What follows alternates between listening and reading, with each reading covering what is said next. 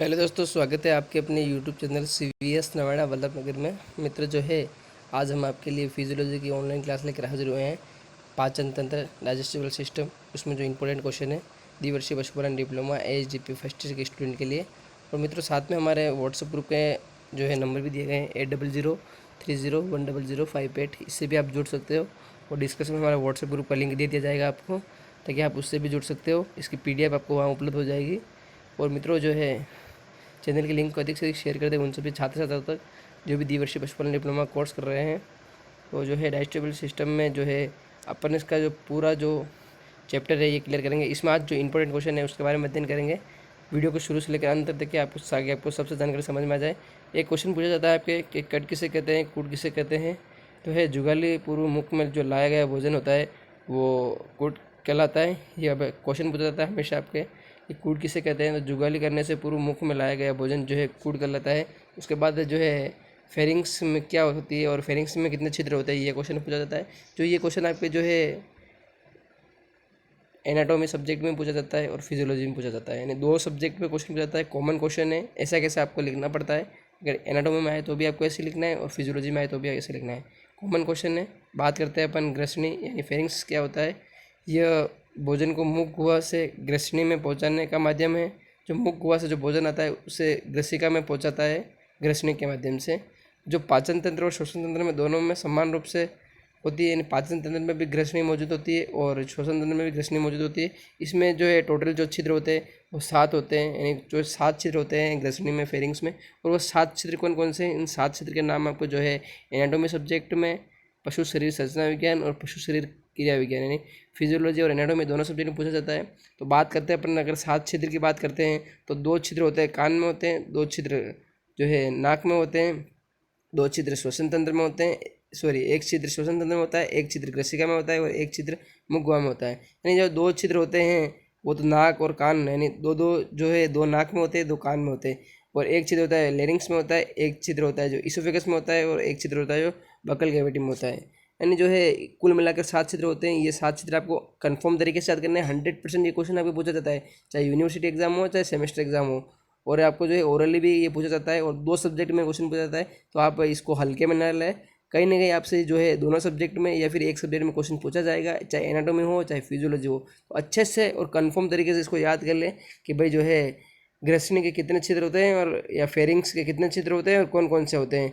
यानी 7 छिद्र होते हैं, 2 कान में होते हैं, 2 नाक में होते हैं, 1 श्वसन तंत्र में होता है, 1 ग्रसिका में होता है और 1 मुख गुहा में होता है। ठीक है, ये 7 छिद्र होते हैं, कंफर्म तरीके से याद कर लेना आप। एनाटॉमी और फिजियोलॉजी दोनों में पूछे जाते हैं और ये जो है कम से कम 2 या 3 नंबर का क्वेश्चन आपके आता है।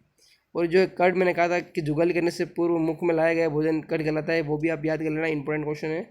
उसके बाद अपन बात करते हैं कि जो है आमाशय होता है, स्टोमक होता है, इसके कितने भाग होते हैं। ये भी आपको इसके भाग भी पूछे जाते हैं कभी कभी। तो रूमिनेंट में आमाशय में को जो है 4 भागों में बांटा गया है। पहला है रूमन, रेटिकुलम, ओबोमेजम और एबोमेजम। तो जो है स्टोमक को 4 भागों में बांटा गया है, रूमन, रेटिकुलम, ओबोमेजम और एबोमेजम। ठीक है, रूमन, रेटिकुलम और एबोमेजम को फाल्स स्टोमक कहते हैं और एबोमेजम को जो है ट्रू स्टोमक कहते हैं। यानी प्रथम 3 भागों को संयुक्त रूप से फाल्स स्टोमक कहते हैं। फाल्स स्टोमक किसे कहते हैं ये भी पूछा जाता है आपको। तो आपको लिखना है कि आमाशय के 3 भाग रूमन, रेटिकुलम और एबोमेजम का संयुक्त रूप जो है फाल्स स्टोमक कहलाता है, जो ग्रसनी के वृद्धि के परिवर्तन में होता है, जबकि चौथा भाग स्टोमक ट्रू स्टोमक कहलाता है। यानी जो आपको है फाल्स स्टोमक और ट्रू स्टोमक भी पूछा जाता है। यानी जो फाल्स स्टोमक का उदाहरण बताओ तो आपको जो है 3 ये रूमन, रेटिकुलम, ओबोमेजम बताना है और ट्रू स्टोमक का अगर उदाहरण बताओ तो एबोमेजम बताना है। किसी भी तरीके से आपको क्वेश्चन पूछा जाता है, लेकिन जो है स्टोमक का क्वेश्चन हमेशा आपके आते आता है। तो इस तरीके से आपको याद करना है। अगर लॉन्ग क्वेश्चन भी आ जाए और अगर कोई 4 नाम याद है और 4 नाम में अगर ये छोटे सी डिफाइन आप लिख देते हो तो भी आपके 2 नंबर आपको आराम से मिल जाते हैं, 2 या 1.5 नंबर आपको आराम से मिल जाते हैं। तो जो है ये नंबर लाने का बहुत अच्छा तरीका है। जो है आमाशय यानी स्टोमक के जो ये 4 पार्ट होते हैं, इसके बारे में अपन संक्षिप्त में कल की क्लास में अपन अध्ययन करेंगे। लेकिन जो आज है अपन जो है ऊपर ऊपर से थोड़ा सा याद कर लेते हैं कि रूमन, रेटिकुलम, ओबोमेजम और एबोमेजम होते हैं। जो प्रथम जो 3 भाग होते हैं रूमन, रेटिकुलम और ओबोमेजम, उसे फाल्स स्टोमक कहते हैं और एबोमेजम को ट्रू स्टोमक कहते हैं। तो इस तरीके से आपको करना है। एक रूमन का पीएच कितना होता है ये क्वेश्चन भी आपसे पूछा जाता है, तो उसके बारे में अपन बात करेंगे। रूमन का जो पीएच होता है वो 5.8 से 6.8 के मध्य होता है और ये अम्लीय होता है और जो है इसकी संरचना होती है रुमन की और रोवेदार तौलिए की तरह होती है। तो ये रुमन के बारे में कहेंगे, आप क्वेश्चन पूछा जाता है तो आप थोड़ा सा लिखिए कि रुमन की जो संरचना होती है वो तौलियाक के आकार की होती है, और रुमन का जो पीएच होता है वो 5.8 से 6.8 के मध्य होता है। और ये हमेशा क्वेश्चन पूछा जाता है, आप कन्फ्यूज हो जाओगे कि थोड़ा सा ध्यान रखना कि रुमन का पीएच, और आपसे इसे कई 2-3 तरह के पीएच के बारे में पूछा जाता है, तो कहीं ना कहीं आप कन्फ्यूज हो सकते हो। इसीलिए आपको याद रखना है कि जो रुमन का पीएच होता है वो 5.8 से 6.8 के मध्य होता है और अम्लीय होता है। ये थोड़ा सा विशेष याद रखना। उसके बाद अपन बात करते हैं नेक्स्ट क्वेश्चन की, कि नेक्स्ट क्वेश्चन में क्या पूछा जाता है। तो हाँ, एक जो स्मॉल इंटेस्टाइन जो होती है, छोटी आंत, वो उसके कितने भाग होते हैं, ये भी आपसे क्वेश्चन पूछा जाता है कि स्मॉल इंटेस्टाइन के पार्ट बताइए। तो पहला है डुडेनम, दूसरा है जुजेनम और तीसरा है इलियम। यानी जो है छोटी आंत के 3 भाग होते हैं, डुडेनम, जुजेनम और इलियम। ये भी आपसे पूछा जाता है क्वेश्चन कि भाई छोटी आंत के कितने भाग होते हैं। तो छोटी आंत के 3 भाग होते हैं, डुडेनम, जुजेनम और इलियम। ये भी आपको विशेष तौर पे याद करना है। और हमारे YouTube channel CVS Nawada Vallabh नगर के लिंक को अधिक से अधिक आप शेयर करते रहे विद्यार्थी, ताकि आपको जो है द्विवर्षीय पशुपालन डिप्लोमा का और हमारे ऑनलाइन क्लासेस का सभी विद्यार्थियों को लाभ मिल सके। और चैनल के लिंक को अधिक से अधिक ग्रुप में शेयर करें, ताकि सभी विद्यार्थी हमारे ऑनलाइन क्लासेस का लाभ ले सके। जल्द से जल्द आपके जो है 3 सब्जेक्ट की फर्स्ट सेमेस्टर की क्लासें कंप्लीट होने वाली है। एक्सटेंशन और एनाटॉमी की लगभग कंप्लीट हो चुकी है क्लासें, और फिजियोलॉजी की भी 4-5 क्लासें और रही है। 4-5 क्लासों में आपकी फिजियोलॉजी कंप्लीट हो जाएगी। मित्रों, अधिक से अधिक जुड़ते रहे हमारे चैनल के साथ। बात करते हैं अपन नेक्स्ट क्वेश्चन की। तो बढ़िया आते हैं, लार्ज इंटेस्टाइन के कितने भाग होते हैं। तो लार्ज इंटेस्टाइन के भी 3 भाग होते हैं, सिक्कम, कोलम और रेक्टम। तो ये भी आपको याद करना है कि लार्ज इंटेस्टाइन बड़ी आंत के जो है 3 भाग होते हैं, सिक्कम, कोलम और रेक्टम। ये भी आपको याद करना है, ये भी आपको पूछे जाते हैं एग्जाम में। ये रूमन के अंदर कहते आते हैं। उसके बाद अपन बात करेंगे लार के कार्य क्या कहते हैं, फंक्शन ऑफ सलाइवा। ये क्वेश्चन भी आपसे पूछा जाता है कि भाई लार के कार्य बताइए। तो लार में उपस्थित म्यूसिन नामक पदार्थ जो भोजन की चिकनाई पैदा करता है, जिससे भोजन को चबाना व निकलना आसान होता है।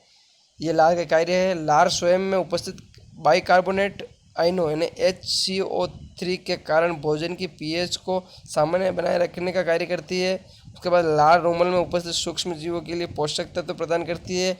लार रुमन में पहुंचने के बाद इस प्रकार के माध्यम बनाते हैं जिससे झाग पैदा नहीं होता है। भोज्य पदार्थों को स्वाद का पता लार में घुलने के बाद ही चलता है। तो जो है लार के फंक्शन, लार के कार्य क्या क्या होते हैं, तो ये मैंने मोस्ट इंपोर्टेंट आपको कार्य बताया था कि लार में उपस्थित म्यूकस नामक पदार्थ जो होता है भोजन को चिकनाई पैदा करता है, जिससे भोजन को चबाने और निकलने में आसानी रहती है। उसके बाद बात करते हैं लार स्वयं में उपस्थित बाइकार्बोनेट आयनों जैसे HCO3 के कारण भोजन की pH को सामान्य बनाए रखने का कार्य करती है। लार में उपस्थित सूक्ष्म जीवों के लिए भोजन पोषक तत्व प्रदान करती है। फिर लार रुमन में पहुंचने के बाद इस प्रकार का माध्यम बनाती है जिससे झाग नहीं पैदा होता है।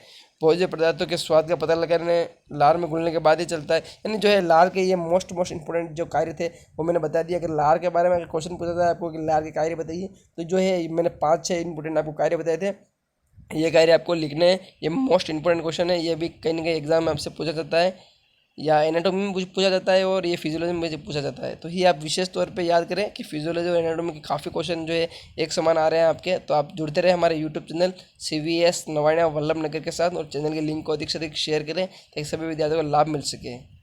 बात करें अपन नेक्स्ट क्वेश्चन की, तो परिग्रहण किसे कहते हैं। ये भी क्वेश्चन भी आपको पूछा जाता है, परिग्रहण किसे कहते हैं। थोड़ा सा आप समझ लो इसको, परिग्रहण क्या होता है। परिग्रहण के बारे में अपन थोड़ी सी बात करें संक्षिप्त में, तो जो है भोजन को मुख में ग्रहण करना या निगलना परिग्रहण कहलाता है। तो ये आपको अगर क्वेश्चन पूछा जाए कि परिग्रहण किसे कहते हैं, तो आप इसको जो है एक छोटी सी डिफाइन में भी व्यक्त कर सकते हो कि भोजन को मुख में ग्रहण करना, जो भोजन होता है उसे मुख में ग्रहण करना या लाना ही परिग्रहण कहलाता है। इस क्रिया में दांत, जीभ, होठ का महत्वपूर्ण योगदान होता है। पशुओं में यही अंग भोजन को मुंह में पहुंचाते हैं। इन अंगों को परिग्रही अंग कहते हैं। गाय भैंस में जीभ और बकरी में होठ, घोड़े में होठ और सूअर में थूथन इस क्रिया में महत्वपूर्ण भूमिका निभाते हैं। तो इस तरीके से आपको पूछा जाता है कि परिग्रहण में जो है किसे कहते हैं और परिग्रहण में परिग्राही अंग कौन कौन से होते हैं। तो इस टाइप से आपको क्वेश्चन पूछा जाता है। तो ये परिग्रहण वाला काफ़ी इंपॉर्टेंट क्वेश्चन है। 2016 में ये पूछा गया था और लगभग ये जो है इस बार 2020 में आने की इसकी पूरी संभावना है, क्योंकि जो है काफ़ी समय से ये क्वेश्चन आया नहीं है परिग्रहण वाला। तो इस बार ये परिग्रहण वाला क्वेश्चन आ सकता है मित्रों। तो थोड़ा सा इस पर आप जोर कीजिए, क्योंकि आप इसको जितना सरल समझ रहे हो इतना सरल है नहीं, क्योंकि जिस टाइम ये क्वेश्चन आता है उस टाइम जो है काफ़ी विद्यार्थियों के माइंड डाइवर्ट हो सकते हैं, क्योंकि जो है वो इतने अच्छे क्वेश्चन होते हैं और उसके बावजूद वो याद नहीं कर पाते, क्योंकि जो है वो हल्के में ले लेते हैं इन क्वेश्चन को। वो समझते हैं कि यार नहीं इतना सरल क्वेश्चन नहीं आ सकता है, लेकिन जो है कभी कभी सरल क्वेश्चन ही आते हैं। तो आप इसको हल्के में नहीं लें और थोड़ा सा अच्छे से याद कर ले इसको, कि जो है भोजन को मुंह में ग्रहण करना है, लाना ही परिग्रहण करना है। उसके बाद जो है चरवण, चबाना क्या होता है, परिग्रहण के बाद भोजन को चबाने की क्रिया चरवण कहलाती है। ये क्वेश्चन भी पूछा जा सकता है आपको, चरवण। तो परिग्रहण के बाद भोजन को चबाने की क्रिया चरवण कहलाती है। इस क्रिया में भोजन को मुख गुहा में दांतों व मुख की मांसपेशियों की गति की सहायता में चबाया जाता है। इससे लार मिलाकर इसे छोटे टुकड़ों में तोड़ दिया जाता है, जिससे आहार नाल के आगे हिस्से में भोजन का पाचन आसान से हो जाता है। प्राणी की प्रजाति के अनुसार उसमें भोजन को चबाने के लिए दांतों की व्यवस्था होती है। जैसे मांसाहारी प्राणियों में कैनिन दांत अधिक विकसित होते हैं जो आहार को फोड़ने में सक्षम होते हैं, जबकि मांसाहारी प्राणियों में इंसिजर दांत अधिक विकसित होते हैं जो भोजन को पीसने का कार्य करते हैं। उसके बाद निगलना यानी भोजन को निगलने से तात्पर्य है कि भोजन मुख गुहा से ग्रसनी और ग्रासनाल में होता हुआ आमाशय में पहुंचता है। इस क्रिया में भोजन सर्वप्रथम ग्रसनी में प्रवेश करता है, जो एक ऐच्छिक क्रिया है। इसके पश्चात ग्रासनाल के मध्य तक पहुंचने के बाद यह क्रिया प्रतिवर्ती हो जाती है और क्रमानुगंचल गति द्वारा भोजन को आमाशय में लाया जाता है। यानी निकलने में अगर आ जाए तो आपको ये थोड़ा सा ये लिखना पड़ेगा। उसके बाद एक छोटे छोटे मेरे पास कुछ इंपॉर्टेंट क्वेश्चन है जो मैं आपको साथ शेयर करना चाहता हूँ। लिंक, चैनल के लिंक को अधिक से अधिक शेयर करते हैं। CVS Nawada Vallabhnagar YouTube channel है आपका। तो घोड़े के अलावा सभी पालतू पशुओं में जो है पित्ताशय उपस्थित होता है, यह बात थोड़ी ध्यान रखनी है। उसके बाद जो रुमन का pH होता है वो मैंने आपको बता ही दिया था, 5.8 से 6.8 तक होता है। कड़ किसे कहते हैं, जुगाली से पूर्व मुख में लाया गया भोजन कुड़ कहलाता है। आमाशय रस का pH कितना होता है, ये क्वेश्चन भी आपको पूछा जाता है। सॉरी, अग्नाशय रस का pH कितना होता है, तो 7.5 से 8.0 तक होता है। वसा का पाचीकरण जो है वसा पाचन लास्ट तक होता है। घोड़े में सूक्ष्म जीवों का पाचन जो है कोलम में होता है। रूमन में ज़्यादा सबसे होता है। एसिटिक एसिड होता है और जठर रस स्रावित ऑर्गेनिज्म होता है। तो ये जठर रस इस टाइप से आप क्वेश्चन पूछे जा सकते हैं। हमारे YouTube channel CVS Nawada Vallabhnagar के साथ अधिक से जुड़े रहे और जो है अधिक से अधिक हमें कमेंट करके बताएं, ताकि आपको जो है ऑनलाइन क्लासेस का लाभ मिल सके। और जितने ज़्यादा स्टूडेंट कमेंट करेंगे उतने ज़्यादा मेरा उत्साहवर्धन बढ़ेगा, और ताकि हम ऑनलाइन क्लासेस अच्छी से अच्छी ले सकें। इससे भी आपको नेक्स्ट कौन सा टॉपिक पढ़ना है वो भी आप जो है हमारे कमेंट बॉक्स में कमेंट करके बताएं। और हमारे डिस्कशन में हमारा व्हाट्सएप ग्रुप का लिंक दिया गया है, उससे भी आप जुड़ सकते हैं। आज शाम को 8 बजे आपकी LPM की ऑनलाइन क्लासेस चलाई जाएगी। शाम 8 बजे अधिक से अधिक विद्यार्थी YouTube channel CVS Nawada Vallabhnagar के साथ जुड़ जाए।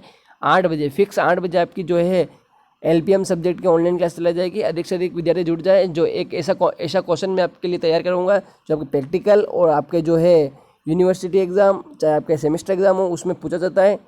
तो जो है प्रैक्टिकल और थ्योरी दोनों का कॉमन क्वेश्चन है, वो आपकी क्लास चलाई जाएगी LPM सब्जेक्ट की। अधिक से अधिक जुड़ जाए। आज शाम 8 बजे आपका अपना YouTube channel CVS Nawada Vallabhnagar के साथ जुड़े आप। Thank you so much.